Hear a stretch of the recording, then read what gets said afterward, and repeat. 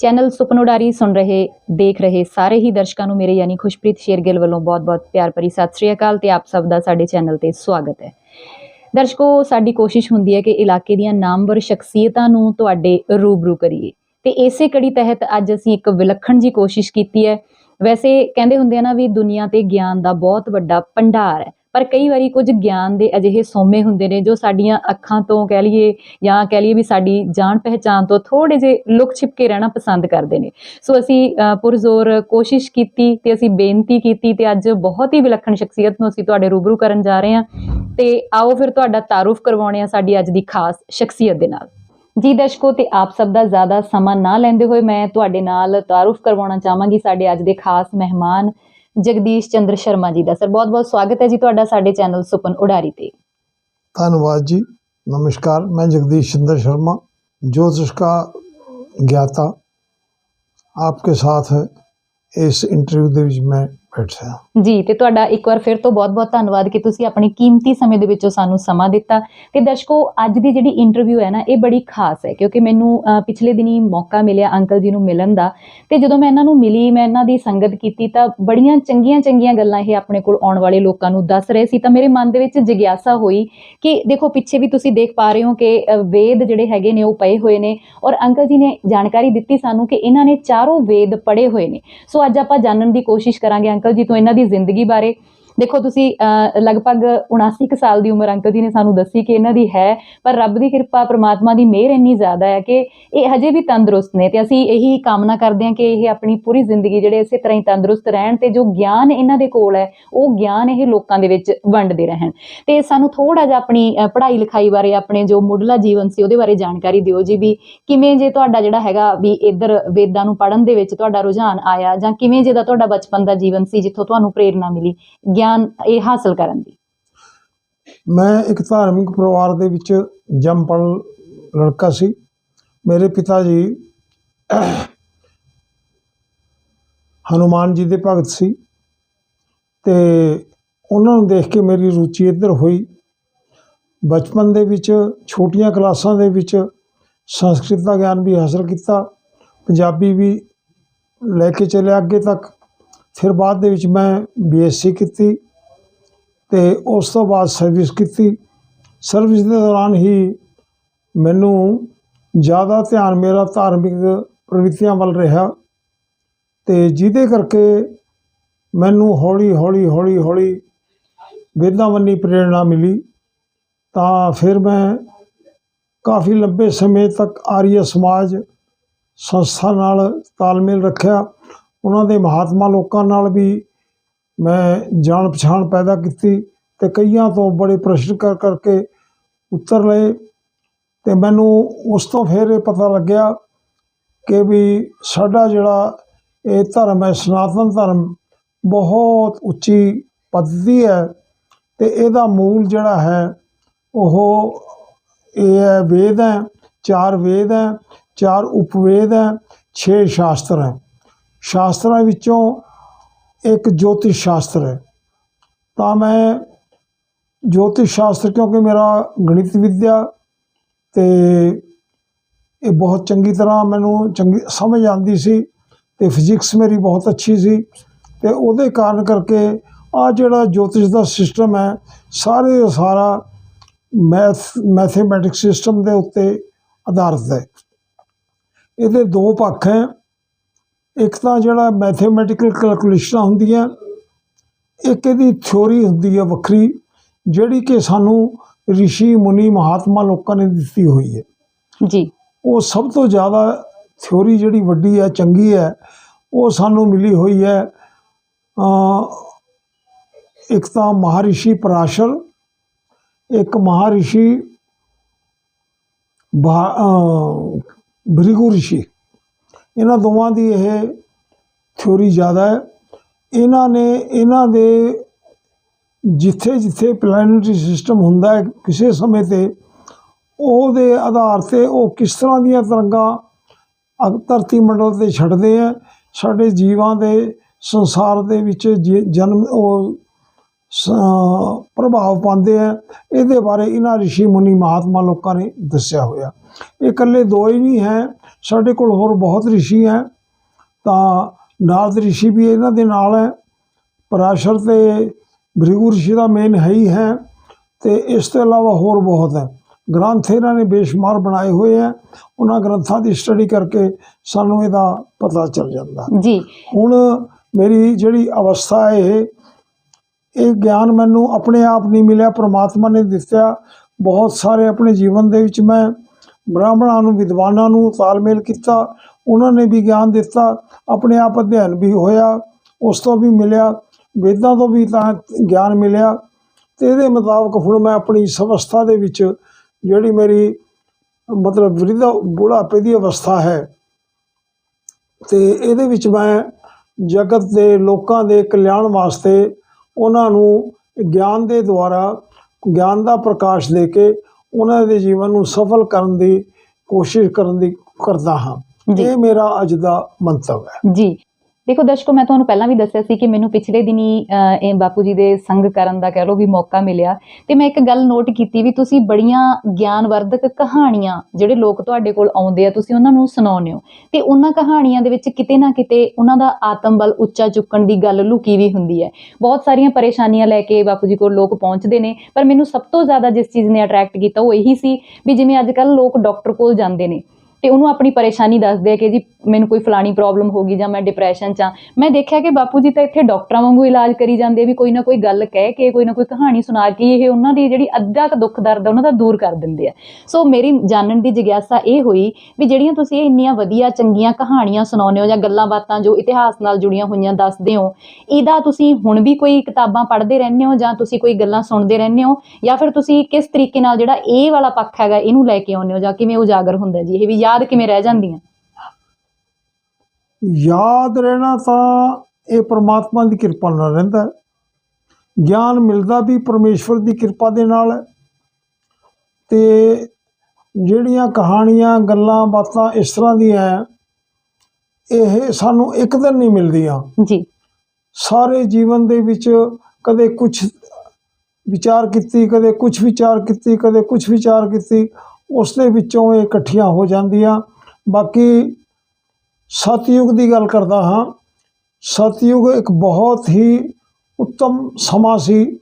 ਇਹਦੀ ਆਯੂ ਜਿਹੜੀ ਸੀ, ਲੰਬੀ ਅਵਧੀ 17,28,000 ਸਾਲ ਸੀ ਜੀ। ਉਸ ਤੋਂ ਬਾਅਦ ਜਿਹਦੇ ਵਿੱਚ ਰਿਸ਼ੀ ਮੁਨੀ ਮਹਾਤਮਾ ਲੋਕ ਹੋਏ, ਉਹਨਾਂ ਨੇ ਆਪਣੀ ਥਿਊਰੀਆਂ ਦੱਸੀਆਂ ਅਤੇ ਅੱਗੇ ਸੰਸਾਰ ਦੇ ਭਲੇ ਵਾਸਤੇ ਉਹ ਦਿੱਤੀਆਂ। ਉਸ ਤੋਂ ਬਾਅਦ ਅਗਲਾ ਸਮਾਂ ਆਇਆ ਜਿਹਨੂੰ ਅਸੀਂ ਤ੍ਰੇਤਾ ਕਹਿੰਦੇ ਹਾਂ, ਉਹ ਸ਼੍ਰੀ ਰਾਮਚੰਦਰ ਜੀ ਮਹਾਰਾਜ ਉਹਦੇ ਵਿੱਚ ਪ੍ਰਧਾਨ ਹੈ। ਅਤੇ ਉਸ ਸਮੇਂ ਦੇ ਵਿੱਚ ਫਿਰ ਅੱਗੇ ਉਹ ਥਿਊਰੀ ਚਲੀ। ਉਦੋਂ ਰਿਸ਼ੀ ਵਾਲਮੀਕ ਨੇ ਸਾਨੂੰ ਰਾਮਾਇਣ ਦਿੱਤੀ।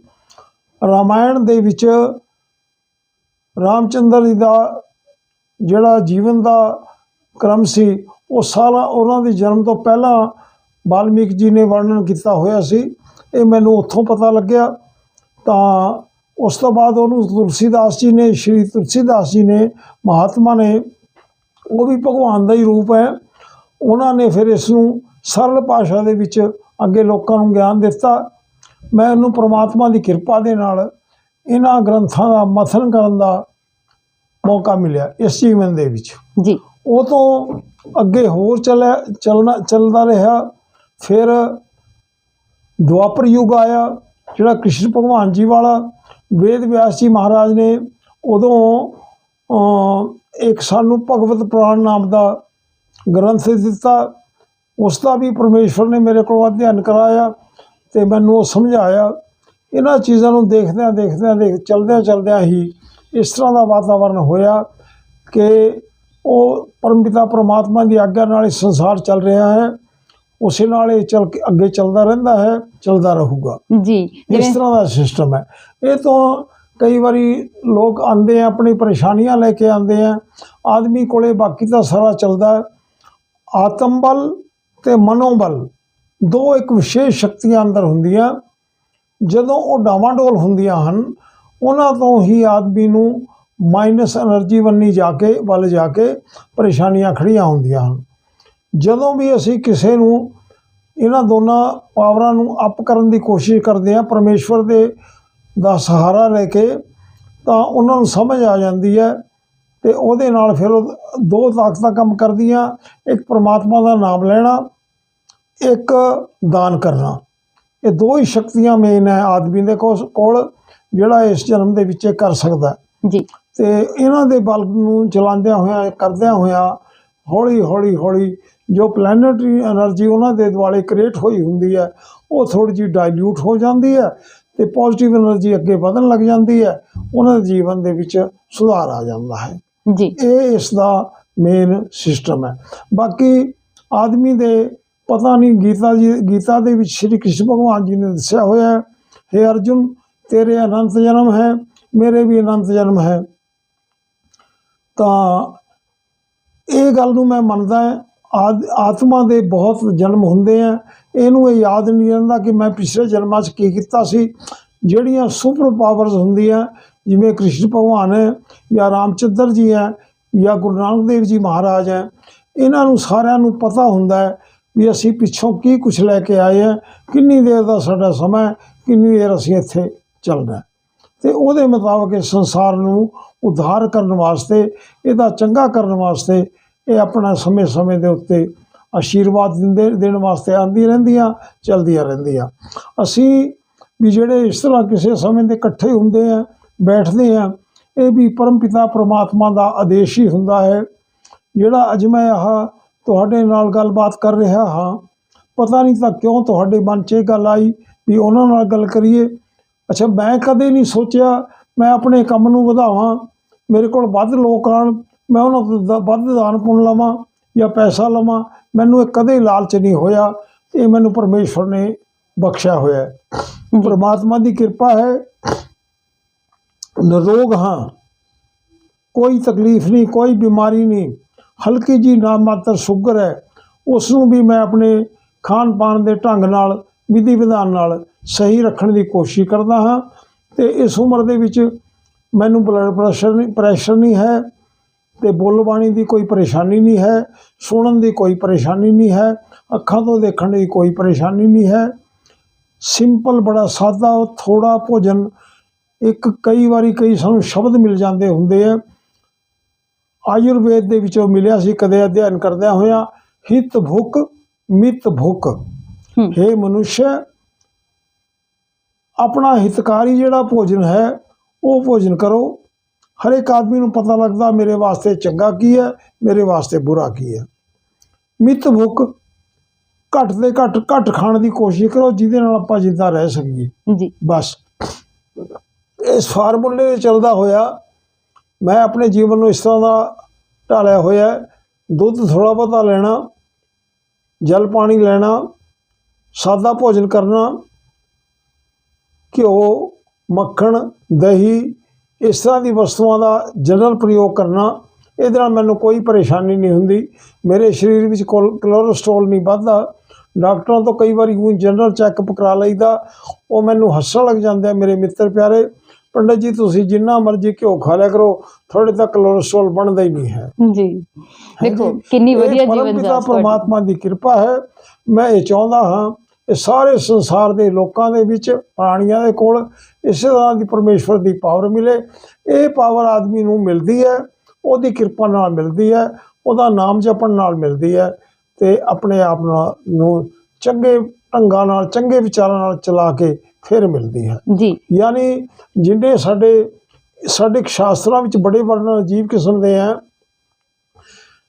ਜੈਸਾ ਅਸੀਂ ਭੋਜਨ ਕਰਦੇ ਹਾਂ ਵੈਸਾ ਸਾਡਾ ਮਨ ਹੋ ਜਾਂਦਾ ਹੈ, ਜੈਸਾ ਮਨ ਹੋ ਜਾਂਦਾ ਹੈ ਵੈਸਾ ਵਿਚਾਰ ਹੋ ਜਾਂਦਾ ਹੈ, ਜੈਸਾ ਵਿਚਾਰ ਹੁੰਦਾ ਹੈ ਵੈਸਾ ਆਦਮੀ ਕਰਮ ਕਰਦਾ ਹੈ, ਜੈਸਾ ਕਰਮ ਕਰਦਾ ਹੈ ਵੈਸਾ ਉਹਨੂੰ ਉਸ ਦਾ ਫਲ ਮਿਲਦਾ ਹੈ ਜੀ। ਸ਼ੁੱਧ ਮਨ, ਸ਼ੁੱਧ ਭੋਜਨ, ਸ਼ੁੱਧ ਮਨ, ਸ਼ੁੱਧ ਮਨ, ਸ਼ੁੱਧ ਵਿਚਾਰ, ਸ਼ੁੱਧ ਵਿਚਾਰ, ਸ਼ੁਭ ਕਰਮ, ਸ਼ੁਭ ਕਰਮ, ਸ਼ੁਭ ਫਲ। ਇਹਦੇ ਨਾਲ ਚੱਲਦਾ ਹੈ। ਆਦਮੀ ਨੂੰ ਗ੍ਰੰਥਾਂ ਦੇ ਮੁਤਾਬਕ 77 ਕਰੋੜ 76 ਲੱਖ ਸਾਹ ਮਿਲਦੇ ਹੈ, ਇਹ ਵੇਦਾਂ ਦੇ ਵਿੱਚ ਵਰਣਨ ਹੈ ਇਹਦੇ ਬਾਰੇ। ਜੀ ਤੇ ਕੋਈ ਆਦਮੀ ਇਹਨਾਂ ਸਾਹਾਂ ਨੂੰ ਬੜੀ ਜਲਦੀ ਨਿਕੰਮੇ ਕੰਮ ਕਰਦਾ ਹੋਇਆ, ਦੌੜਦਾ ਭੱਜਦਾ ਹੋਇਆ ਤੇ ਪੁੱਠੇ ਵਿਚਾਰ ਰੱਖਦਾ ਹੋਇਆ ਜਲਦੀ ਖਤਮ ਕਰ ਲੈਂਦਾ ਹੈ। ਕਈ ਵਾਰੀ ਵਿਦਵਾਨ ਪੁਰਸ਼, ਮਹਾਪੁਰਸ਼, ਯਾਨੀ ਇੱਥੇ ਸਾਧ ਸੰਤ ਮਹਾਤਮਾ ਲੋਕ ਤੇ ਬੈਠ ਕੇ ਲੰਬੀਆਂ ਲੰਬੀਆਂ ਸਮਾਧੀਆਂ ਲਾਉਂਦੇ ਹੋਏ ਹੌਲੀ ਹੌਲੀ ਪ੍ਰਾਣ ਲਾ ਕੇ ਲੈਂਦੇ ਹੋਏ 120 ਸਾਲ ਦੀ ਉਮਰ ਤੱਕ ਵਧਾ ਸਕਦੇ ਹਨ। ਜੀ ਬਾਕੀ ਇਸ ਤੋਂ ਬਾਅਦ ਜਿਹੜਾ ਕੋਈ ਕਹਿੰਦਾ ਮਨੁੱਖ ਜਿੱਦਾਂ ਰਹਿੰਦਾ ਹੈ, ਇਸ ਸ਼ਾਸਤਰ ਤਾਂ ਨਹੀਂ ਕਹਿੰਦਾ, ਵੇਦ ਤਾਂ ਕਹਿੰਦੇ ਨਹੀਂ ਹੈ। 100 ਤੋਂ ਲੈ ਕੇ 120 ਸਾਲ ਦੀ ਉਮਰ ਤੱਕ ਇੱਕ ਮਨੁੱਖ, ਇੱਕ ਪੁਰਸ਼ ਜਾਂ ਇੱਕ ਇਸਤਰੀ ਜਿੱਦਾਂ ਰਹਿ ਸਕਦੇ ਹਨ।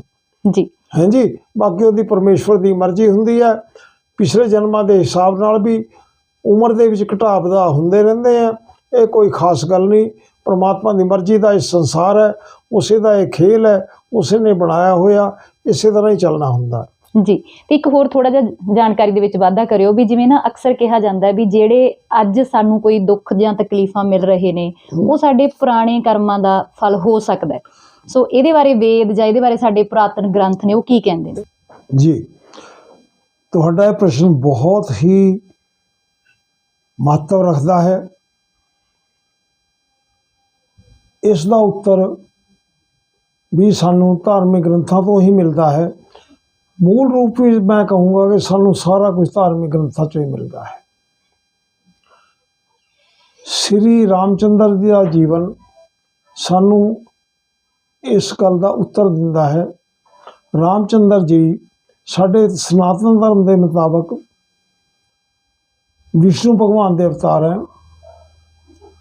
ਉਹਨਾਂ ਦੇ ਜੀਵਨ ਦੇ ਵਿੱਚ ਜਦੋਂ ਸਤਯੁਗ ਦੇ ਸਮੇਂ ਦੀ ਗੱਲਾਂ ਇਹ ਗੱਲਬਾਤ ਹੁੰਦੀ ਹੈ, ਵਿਸ਼ਨੂੰ ਭਗਵਾਨ ਤੋਂ ਜਿੱਥੇ ਜਿੱਥੇ ਕੋਈ ਗਲਤੀਆਂ ਹੋਈਆਂ ਉਹਨਾਂ ਨੇ ਉਹਨਾਂ ਗਲਤੀਆਂ ਨੂੰ ਸੁਧਾਰਨ ਵਾਸਤੇ ਰਾਮਚੰਦਰ ਜੀ ਦੇ ਤੌਰ ਤੇ ਜਨਮ ਲਿਆ। ਭ੍ਰਿਗੂ ਰਿਸ਼ੀ ਦੀ ਪਤਨੀ ਸੀ, ਉਹਨਾਂ ਦਾ ਇਹਨਾਂ ਨੇ ਆਪਣੇ ਸੁਦਰਸ਼ਨ ਚੱਕਰ ਨਾਲ ਬਿਨਾਂ ਕਿਸੇ ਗੱਲਬਾਤ ਤੋਂ ਸ਼ੀਸ਼ ਹਨਨ ਕਰ ਦਿੱਤਾ ਸੀ, ਕੱਟ ਦਿੱਤਾ ਸੀ। ਉਹ ਬ੍ਰਾਹਮਣ ਬਹੁਤ ਦੁਖੀ ਹੋਏ ਤੇ ਉਹਨਾਂ ਨੇ ਇਹਨਾਂ ਨੂੰ ਸ਼ਰਾਪ ਦਿੱਤਾ, ਜਾਓ ਤੁਸੀਂ ਵੀ ਕਦੇ ਨਾ ਕਦੇ ਪਤਨੀ ਦੇ ਵਿਯੋਗ ਦੇ ਵਿੱਚ ਇਸੇ ਤਰ੍ਹਾਂ ਮੇਰੇ ਵਾਂਗੂ ਪਛਤਾਓਗੇ।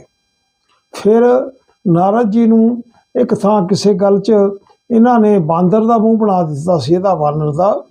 ਤਾਂ ਜਦੋਂ ਉਹਨੂੰ ਪਤਾ ਲੱਗਿਆ ਤੇ ਵੀ ਮੇਰੇ ਨਾਲ ਇਹਨਾਂ ਨੇ ਆਹ ਕਾਰਵਾਈ ਕੀਤੀ ਹੈ, ਤਾਂ ਉਹਨਾਂ ਨੇ ਵੀ ਸ਼ਰਾਪ ਦਿੱਤਾ, ਜਾਓ ਤੁਸੀਂ ਕਿਸੇ ਟਾਈਮ ਤੇ ਇਸੇ ਬਾਨਰ ਤੁਹਾਡੀ ਸਹਾਇਤਾ ਕਰੂਗਾ। ਤਾਂ ਇਹ ਫਿਰ ਰਾਮਚੰਦਰ ਜੀ ਦੇ ਨਾਲ ਸੁਗਰੀਵ ਦੇ ਨਾਲ ਆ ਕੇ ਹਨੂਮਾਨ ਜੀ ਨੇ ਰਾਮਚੰਦਰ ਜੀ ਦੀ ਸਹਾਇਤਾ ਕੀਤੀ। ਅੱਛਾ, ਰਾਮਚੰਦਰ ਜੀ ਤੋਂ ਇਸੇ ਤਰ੍ਹਾਂ ਇੱਕ ਸਥਾਨ ਤੇ ਹੋਰ ਫਿਰ ਆਪਣੇ ਜੀਵਨ ਵਿੱਚ ਗਲਤੀ ਹੋਈ। ਉਹਨਾਂ ਨੇ ਸੁਗਰੀਵ ਦੇ ਨਾਲ ਮਿੱਤਰਤਾ ਦੇ ਸੰਬੰਧਾਂ ਦੇ ਹੋਣ ਕਰਕੇ ਤੇ ਬਾਲੀ ਤੋਂ ਗਲਤੀਆਂ ਕਰਦੇ ਹੋਏ ਨੂੰ ਸਜ਼ਾ ਦੇਣ ਵਾਸਤੇ ਵ੍ਰਿਕਸ਼ਾਂ ਦੇ ਪਿੱਛੇ ਖੜੇ ਹੋ ਕੇ ਇੱਕ ਬਾਣ ਚਲਾਇਆ ਔਰ ਉਹਨਾਂ ਦੀ ਹੱਤਿਆ ਕੀਤੀ। ਤਾਂ ਜਦੋਂ ਉਹ ਭੱਜ ਕੇ ਬਾਲੀ ਕੋਲ ਗਏ, ਬਾਲੀ ਦੇਖਦਾ ਮੈਂ ਤੇ ਸੁਗਰੀਵ ਲੜ ਰਹੇ ਸੀ, ਮੱਲ ਯੁੱਧ ਕਰ ਰਹੇ ਸੀ, ਤਾਂ ਤੀਰ ਕਿੱਥੋਂ ਆਇਆ? ਤੀਰ ਰਾਮ ਜੀ ਨੇ ਚਲਾਇਆ ਸੀ ਤੇ ਉਹ ਤੀਰ ਉਹਦੀ ਛਾਤੀ 'ਚ ਲੱਗਿਆ। ਤੀਰ ਲੱਗਣ ਦੇ ਨਾਲ ਤੁਰਤ ਪ੍ਰਾਣ ਨਹੀਂ ਨਿਕਲਦੇ। ਉਹ ਆਦਮੀ ਰਾਮਚੰਦਰ ਜਦੋਂ ਕੋਲ ਉਹਨਾਂ ਦੇ ਪਾਸ ਆਏ ਤਾਂ ਉਹਨੂੰ ਆਪਣਾ ਰੂਪ ਦਿਖਾਇਆ ਕਿ ਮੈਂ ਤਾਂ ਵਿਸ਼ਨੂੰ ਭਗਵਾਨ ਹੈ। ਆਪਣੀ ਸ਼ਕਤੀ ਦੇ ਨਾਲ ਉਹਨੇ ਮਰਦੇ ਹੋਏ ਨੇ ਨਮਸਕਾਰ ਕੀਤੀ ਔਰ ਬੜਾ ਵਿਯੋਗ ਕੀਤਾ। ਇਹ ਸਾਡੀ ਵਾਲਮੀਕੀ ਰਾਮਾਇਣ ਦੇ ਵਿੱਚ ਦਰਜ ਹੈ ਸਾਰਾ। ਤੇ ਵੀ ਤੁਸੀਂ ਇਹ ਕੀ ਵੱਡੀ ਗਲਤੀ ਕੀਤੀ, ਹੇ ਪਰਮਪਿਤਾ ਪਰਮਾਤਮਾ, ਤੁਸੀਂ ਮੇਰੇ ਅੱਗੇ ਆ ਕੇ ਮੇਰਾ ਸ਼ੀਸ਼ ਮੰਗ ਲੈਂਦੇ, ਮੈਂ ਤਾਂ ਤੁਹਾਨੂੰ ਹਜ਼ਾਰਾਂ ਵਾਰੀ ਆਪਣਾ ਸ਼ੀਸ਼ ਅਰਪਣ ਕਰ ਸਕਦਾ ਸੀ। ਤੁਸੀਂ ਇਹ ਬ੍ਰਹਮ ਹੱਤਿਆ ਦਾ ਪਾਪ ਆਪਣੇ ਸਿਰ ਤੇ ਕਿਉਂ ਲੈ ਲਿਆ? ਇਹ ਗਲਤੀ ਇਹਨਾਂ ਤੋਂ ਇੱਥੇ ਹੋਈ, ਗਲਤੀ ਕਹਿ ਲਓ ਜਾਂ ਉਹਨਾਂ ਦੀ ਪਰਮਪਿਤਾ ਪਰਮਾਤਮਾ ਦੀ ਮਰਜ਼ੀ ਕਹਿ ਲਓ। ਉਸ ਤੋਂ ਬਾਅਦ ਇਹਨਾਂ ਨੇ ਸ਼੍ਰੀ ਕ੍ਰਿਸ਼ਨ ਭਗਵਾਨ ਦੇ ਤੌਰ ਤੇ ਜਨਮ ਲਿਆ ਤੇ ਉਹ ਵੀ ਬਹੁਤ ਵੱਡੀਆਂ ਕਥਾਵਾਂ ਨੇ, ਗੱਲਾਂ ਨੇ, ਸਾਰੇ ਨੂੰ ਆਪਾਂ ਮਥਨ ਕਰਦੇ ਹਾਂ ਫਿਰ ਪਤਾ ਲੱਗਦਾ ਹੁੰਦਾ ਹੈ। ਤਾਂ ਫਿਰ ਜਦੋਂ ਕ੍ਰਿਸ਼ਨ ਭਗਵਾਨ ਜੀ ਬਣੇ ਸੰਸਾਰ ਦੇ ਵਿੱਚ ਸਾਰੀ ਕਿਰਿਆਕਲਾਪ ਕਰਦੇ ਹੋਏ ਜਦੋਂ ਸੰਸਾਰ ਤੋਂ ਜਾਣਾ ਸੀ, ਉਹ ਬਾਲੀ ਜਿਹੜਾ ਸੀ ਇੱਕ ਭੀਲ ਦੇ ਰੂਪ ਦੇ ਵਿੱਚ ਉੱਥੇ ਪੈਦਾ ਹੋਇਆ।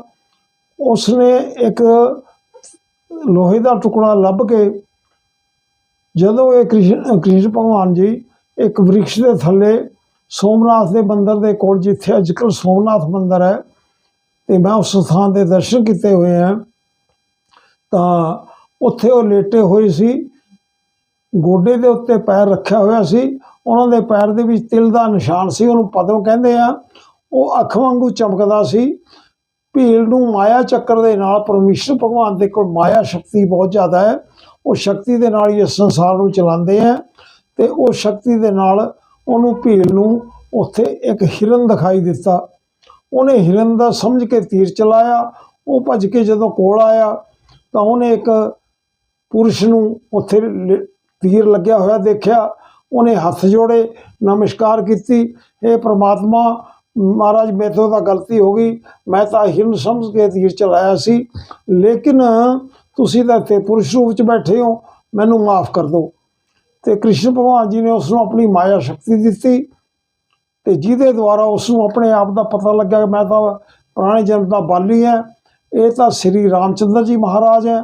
ਤੇ ਉੱਥੇ ਉਹਨੂੰ ਪਰਮੇਸ਼ਵਰ ਕਹਿੰਦੇ ਆ, ਭਾਈ ਮੈਂ ਤੇਰੇ ਤੀਰ ਮਾਰਿਆ ਸੀ, ਅੱਜ ਉਹੀ ਤੀਰ ਮੈਂ ਆਪਣੇ ਲਵਾ ਲਿਆ, ਤੇ ਮੇਰਾ ਤੇ ਤੇਰਾ ਉਹ ਲੇਖਾ ਸਮਾਪਤ ਹੋ ਗਿਆ। ਸਾਡੇ ਇਸ ਕਥਾਵਾਂ ਤੋਂ ਪਤਾ ਚੱਲਦਾ ਹੈ ਕਿ ਜਿਹੜੇ ਜਨਮ ਜਨਮਾਂਤਰ ਦੇ ਖੇਲ ਹੁੰਦੀ ਹੈ, ਕੰਮ ਹੁੰਦੇ ਹੈ, ਇਹ ਵੀ ਪਰਮਾਤਮਾ ਦੀ ਮਰਜ਼ੀ ਨਾਲ ਹੀ ਹੁੰਦੇ ਆ। ਜਿਸ ਤਰ੍ਹਾਂ ਉਹਨਾਂ ਦੀ ਮਰਜ਼ੀ ਨਾਲ ਆਪਣੇ ਗਲਤੀਆਂ ਨੂੰ ਉਹਨਾਂ ਨੇ ਮਾफ़ ਨਹੀਂ ਕੀਤਾ ਪਰਮੇਸ਼ਵਰ ਨੇ, ਉਹ ਮਨੁੱਖ ਆਤਮਾ ਰੂਪੀ ਜਿਹੜੀ ਤਾਕਤ ਹੈ ਉਹ ਸਰੀਰਾਂ ਵਿੱਚ ਆਉਂਦੀ ਹੈ। ਜਦੋਂ ਜਾਣੇ ਅਣਜਾਣੇ ਇਹਨਾਂ ਤੋਂ ਗਲਤੀਆਂ ਹੁੰਦੀਆਂ, ਉਹ ਇਹਨਾਂ ਨੂੰ ਵੀ ਨੋਟ ਕਰਦੀ ਰਹਿੰਦੀ ਹੈ। ਵੇਦਾਂ ਦਾ ਹੀ ਇੱਕ ਵਰਣਨ ਹੈ, ਇਹ ਸਰੀਰ ਦੇ ਵਿੱਚ ਦੋ ਸ਼ਕਤੀਆਂ ਇਕੱਠੀਆਂ ਬੈਠੀਆਂ ਹੁੰਦੀਆਂ, ਇੱਕ ਆਤਮਾ ਹੁੰਦੀ ਹੈ, ਇੱਕ ਪਕਸ਼ੀ ਦੇ ਤੌਰ ਤੇ, ਇੱਕ ਉੱਥੇ ਹੋਰ ਸ਼ਕਤੀ ਹੁੰਦੀ ਹੈ ਜਿਹਨੂੰ ਅਸੀਂ ਚੇਤਨ ਤੱਤਵ ਮਨ ਕਹਿੰਦੇ ਆ। ਉਹ ਮਨ ਇਸ ਵ੍ਰਿਕਸ਼ ਦੇ ਉੱਤੇ ਲੱਗੇ ਹੋਏ ਜਿਹੜੇ ਸਵਾਦਲੇ ਫਲ ਹੁੰਦੇ ਆ, ਉਹਨਾਂ ਨੂੰ ਖਾਂਦਾ ਰਹਿੰਦਾ ਹੈ, ਚਖਦਾ ਰਹਿੰਦਾ ਹੈ, ਟਹਿਕਦਾ ਰਹਿੰਦਾ, ਚੱਲਦਾ ਰਹਿੰਦਾ। ਉਹ ਜਿਹੜੀ ਆਤਮ ਤੱਤਵ ਅੰਦਰ ਬੈਠਾ ਹੈ, ਉਹ ਇਕੱਲਾ ਦੇਖਦਾ ਰਹਿੰਦਾ, ਯਾਨੀ ਕਿ ਇੱਕ ਸਾਖੀ ਦਾ ਕੰਮ ਕਰਦਾ ਰਹਿੰਦਾ, ਉਹ ਸਾਰੀ ਗੱਲਾਂ ਨੂੰ ਨੋਟ ਕਰਦਾ ਰਹਿੰਦਾ। ਫਿਰ ਇੱਥੇ ਇੱਕ ਵੇਦ ਦਾ ਇੱਕ ਸ਼ਲੋਕ ਹੁੰਦਾ, ਨਾ ਕਿਲਬਿਸ ਮਾਤਰ ਨਾ ਧਾਰੋ ਅਸਤੀ, ਨਾ ਮਿੱਤਰਮ ਸਮਮ ਮਾਨੇਤੀ, ਪਕਤਾਰਮ ਪਕਵਾ ਪੁਨਰਾ ਵਿਸ਼ਾਤੀ। ਹਾਂ, ਇਹ ਇਸ ਤਰ੍ਹਾਂ ਰਿਗਵੇਦ ਦਾ ਸ਼ਲੋਕ ਹੈ, ਜਿਹਦੇ ਵਿੱਚ ਇਹ ਦੱਸਿਆ ਗਿਆ, ਇਹ ਪ੍ਰਾਣੀ ਜਦੋਂ ਸੰਸਾਰ ਚੱਲਦਾ ਹੈ, ਪਰਮਾਤਮਾ ਦੀ ਕਿਸੇ ਵੀ ਗੱਲ ਦੇ ਵਿੱਚ ਕੋਈ ਕਮੀ ਪੇਸ਼ੀ ਨਹੀਂ ਹੁੰਦੀ, ਨਾ ਉਹਦਾ ਕੋਈ ਆਧਾਰ ਹੁੰਦਾ ਹੈ, ਨਾ ਕੋਈ ਉਹਦਾ ਸਥਾਨ ਹੁੰਦਾ ਹੈ। ਉਹ ਸੰਸਾਰ ਦੇ ਵਿੱਚ ਜਿਵੇਂ ਜਿਵੇਂ ਕੰਮ ਹੁੰਦੇ ਰਹਿੰਦੇ ਆ, ਉਹ ਆਪਣੇ ਆਪ ਨੋਟ ਕਰਦਾ ਰਹਿੰਦਾ। ਪਕਤਾਰਮ ਪਕਵਾ ਪੁਨਰਾ ਵਿਸ਼ਾਤੀ, ਜਦੋਂ ਮਨੁੱਖ ਇਸ ਸੰਸਾਰ ਦਾ ਤਿਆਗ ਕਰਕੇ ਦੂਜੇ ਸਰੀਰ ਦੇ ਵਿੱਚ ਜਾ ਕੇ ਜਨਮ ਲੈਂਦਾ ਇਹ, ਤਾਂ ਉੱਥੇ ਇਹ ਉਹ ਪੁਰਾਣੇ ਜਨਮ ਦਾ ਜਿਹੜਾ ਭਾਂਡਾ ਇਹਦਾ ਭਰਿਆ ਹੋਇਆ ਹੁੰਦਾ, ਉਸ ਨੂੰ ਨਾਲ ਪਰਮਾਤਮਾ ਚਲਾ ਦਿੰਦੇ ਆ। ਉਹ ਕਈ ਉਸ ਜਨਮ ਦੇ ਫਲ ਦੇ ਨਾਲ ਜਿਹੜੇ ਚੰਗੇ ਕਰਮ ਕੀਤੇ ਹੋਏ ਆ, ਅਸੀਂ ਇਹ ਆਤਮਾ ਚੰਗੇ ਸਥਾਨਾਂ 'ਤੇ ਜਾ ਕੇ ਜਨਮ ਲੈ ਲੈਂਦੀ ਹੈ। ਸ਼੍ਰੀਮਾਨ ਪੁਰਸ਼ਾਂ ਦੇ ਘਰ ਦੇ ਵਿੱਚ ਜਦੋਂ ਮਾੜੇ ਕਰਮ ਹੁੰਦੇ ਆ, ਤਾਂ ਮਾੜੇ ਸਥਾਨ 'ਤੇ ਜਾ ਕੇ ਜਨਮ ਲੈ ਲੈਂਦੀ ਹੈ। ਉੱਥੇ ਵੀ ਇਸ ਨੂੰ ਪੁਰਾਣੇ ਪ੍ਰਾਰਬਧ ਦੇ ਕਰਮਾਂ ਦਾ ਭੋਗ ਕਰਨਾ ਪੈਂਦਾ ਹੈ, ਚੰਗਿਆਂ ਦਾ ਵੀ, ਬੁਰਿਆਂ ਦਾ ਵੀ। ਚੰਗੇ ਦੇ ਕਰਦਾ ਹੋਏ ਅਸੀਂ ਯਾਦ ਨਹੀਂ ਰਹਿੰਦਾ, ਜਦੋਂ ਬੁਰਾ ਸਮਾਂ ਕਦੇ ਆ ਜਾਂਦਾ ਹੈ, ਉਹ ਸਾਨੂੰ ਯਾਦ ਰਹਿੰਦਾ ਅਤੇ ਦੁਖੀ ਕਰਦਾ। ਉਸ ਤੋਂ ਅਸੀਂ ਖਹਿੜਾ ਛੁਡਾਉਣਾ ਚਾਹੁੰਦੇ ਹਾਂ। ਖਹਿੜਾ ਛੁਡਾਉਣ ਦਾ, ਪਾਸੇ ਹਟਣ ਦਾ ਵੀ ਉਸ ਤੋਂ ਪਰਮਾਤਮਾ ਦਾ ਆਸ਼ੀਰਵਾਦ, ਕਿਰਪਾ ਹੀ ਕੰਮ ਕਰਦੀ ਹੈ। ਇਸ ਤਰ੍ਹਾਂ ਸਿੱਧ ਹੁੰਦਾ ਹੈ ਮਹਾਰਾਜ, ਆਦਮੀ ਦੇ ਬਹੁਤ ਜਨਮ ਹੁੰਦੇ ਆ, ਬਾਰ-ਬਾਰ ਹੁੰਦੇ ਆ, ਔਰ ਇਹ ਕਦੋਂ ਤੱਕ ਇਹ ਚੱਲਣਾ ਹੈ? 43,20,000 ਸਾਲ ਦੇ ਵਿੱਚ ਇੱਕ ਚਤੁਰਯੁਗੀ ਸਮਾਪਤ ਹੁੰਦੀ ਹੈ। ਉਹ ਤੋਂ ਬਾਅਦ ਦੂਜਾ ਪੜਾਅ ਸ਼ੁਰੂ ਹੋ ਜਾਂਦਾ ਹੈ, ਫਿਰ ਸਤਯੁਗ ਆ ਜਾਂਦਾ ਹੈ। ਅਸੀਂ ਅੱਜ ਕਲਯੁਗ ਦੇ ਵਿੱਚ ਬੈਠੇ ਹਾਂ। ਕਲਯੁਗ ਦੇ ਸਮੇਂ ਦਾ 5,125 ਸਾਲ ਬਤੀਤ ਹੋਏ ਹਨ। ਜੀ, ਤੇ ਦਰਸ਼ਕੋ ਜਾਣ ਨੂੰ ਜਾਂ ਕਹਿ ਲਈਏ ਵੀ ਇਸ ਪ੍ਰੋਗਰਾਮ ਨੂੰ ਸਮਾਪਤ ਕਰਨ ਨੂੰ ਸਾਡਾ ਮਨ ਨਹੀਂ ਕਰ ਰਿਹਾ, ਕਿਉਂਕਿ ਅੰਕਲ ਜੀ ਕੋਲ ਇੰਨਾ ਕੁ ਅਸੀਮ ਭੰਡਾਰ ਹੈ ਗਿਆਨ ਦਾ। ਤੇ ਮੇਰੀ ਦਿਲੀ ਖੁਆਇਸ਼ ਹੈ ਜੀ, ਕਿਉਂਕਿ ਵੈਸੇ ਅੰਕਲ ਜੀ ਮਤਲਬ ਮੌਕਾ ਕਹਿ ਲਈਏ ਵੀ ਨਹੀਂ ਦਿੰਦੇ ਕਿਸੇ ਨੂੰ, ਜਾਂ ਅਸੀਂ ਕਹੀਏ ਵੀ ਇਹਨਾਂ ਨੂੰ ਇਸ ਚੀਜ਼ ਦਾ ਸ਼ੌਂਕ ਨਹੀਂ। ਇਹਨਾਂ ਨੇ ਆਪਣੀਆਂ ਗੱਲਾਂ ਦੇ ਵਿੱਚ ਵੀ ਦੱਸਿਆ ਬਈ ਇਹ ਜਿੱਥੇ ਹੈਗੇ ਨੇ ਉੱਥੇ ਹੀ ਖੁਸ਼ ਨੇ, ਔਰ ਮੇਰਾ ਖਿਆਲ ਹੈ ਵੀ ਅੱਜ ਦੀ ਜੇਕਰ ਕਿਸੇ ਨੇ ਸੁਖੀ ਜ਼ਿੰਦਗੀ ਜਿਉਣੀ ਹੈ ਉਹਦਾ ਮੰਤਰ ਵੀ ਇਹੀ ਹੈ।